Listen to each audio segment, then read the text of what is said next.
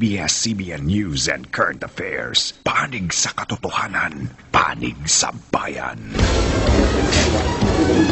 Sa ulo ng mga nagmamahagang balita.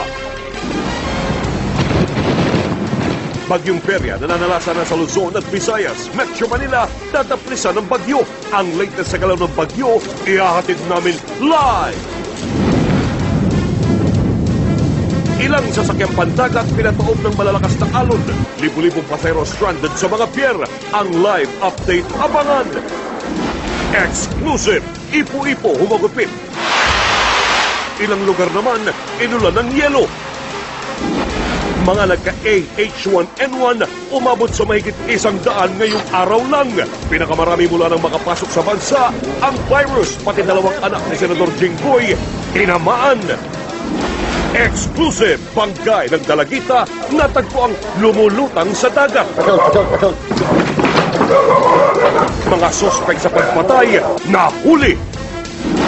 Exclusive, taxi driver, hinol dapat pinatay sa loob ng sasakyan.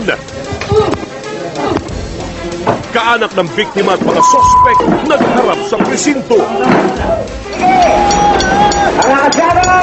Ingay kontra taas presyo ng petrolyo. Transport Group nagbanta ng tigil pasada kapag hindi naawat ang pagtaas ng presyo ng gasolina. Lolit Solis, may banat kay Katrina Halili. Kasi every time nahaharap sa salamin, hindi niya ba nakikita yung ilong niya na ginawa ni Vicky Bello? Di ba utang na loob na lang?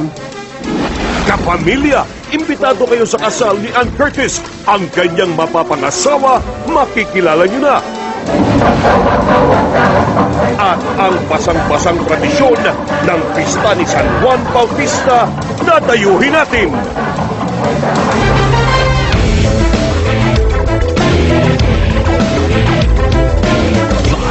Mula sa ABS-CBN News Center, Manila, ito ang TV Patrol World!